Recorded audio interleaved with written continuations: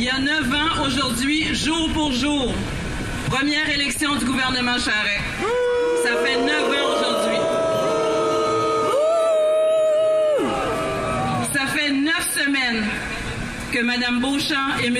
Bachand, ministre des Finances et ministre de l'Éducation, ne cessent de nous mâcher et de ramâcher le même discours tout aussi indigeste. Tout le monde doit faire sa juste part. Lorsqu'il est question des étudiants et de la hausse des frais de scolarité, il y a une proportion beaucoup trop grande de la population, à mon goût, qui pense que le gouvernement Charest agit dans l'intérêt public.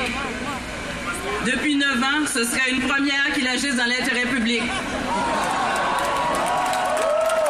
C'est même... Penser ça, c'est faire insulte à notre intelligence. On sait très bien que depuis qu'il est au pouvoir, le gouvernement Charest multiplie les décisions visant à appauvrir Jacques pour s'occuper de Paul.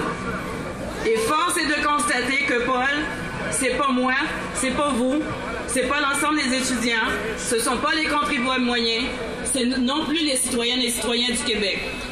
Paul, c'est celui pour qui un gouvernement pourtant démocratiquement élu, il cherche par tous les moyens à préserver son taux de rendement et ses profits. Paul, c'est le propriétaire d'une grande entreprise, c'est le riche actionnaire du multinational, c'est le PDG d'une banque. Lui et ses confrères, tout aussi fortunés, à qui la richesse sourit et pour qui toute augmentation de taxes ou de tarifs ne représente qu'une infime portion de son revenu disponible, c'est pour eux que le gouvernement Charest s'empresse à faire toutes les bassesses et à servir ses amis proches qui gangrènent les sphères d'intervention de l'État québécois, qui gangrènent nos ressources naturelles, qui gangrènent nos garderies privées, en passant par la construction. Le dernier budget de M. Bachand est une autre preuve éloquente. On déploie un pont d'or pour les minières ou les amphithéâtres privés en refilant la facture à la classe moyenne, aux étudiants, aux aînés, à ceux et celles qui ne fréquentent pas la Chambre de commerce.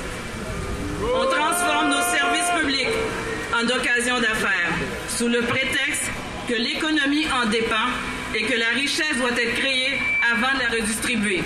C'est encore une fois faire insulte à notre intelligence. On connaît la chanson.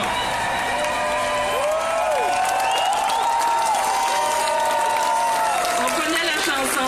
Quand le gouvernement parle de redistribuer la richesse, ce qu'il faut comprendre, c'est la redistribution des dividendes à leurs actionnaires. Et pour pouvoir y arriver, ils n'hésitent pas à couper dans les conditions de travail, à abolir des emplois. Au moins ces dernières semaines, il y a eu quelque chose de bon.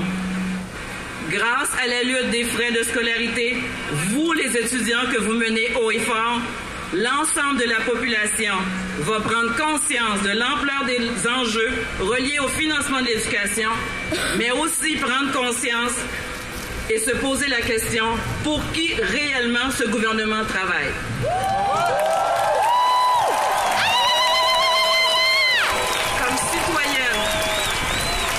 Comme citoyenne et comme citoyen, nous nous devons de soutenir cette jeunesse pour qu'ils luttent pour préserver des valeurs que nous chérissons tous. Nos services publics valent plus que leur profit. Votre avenir vaut plus que leur tarification. Nos vies valent plus que leur profit. Et surtout, en terminant, je vous en supplie, soyez à jamais fiers de votre lutte. Merci.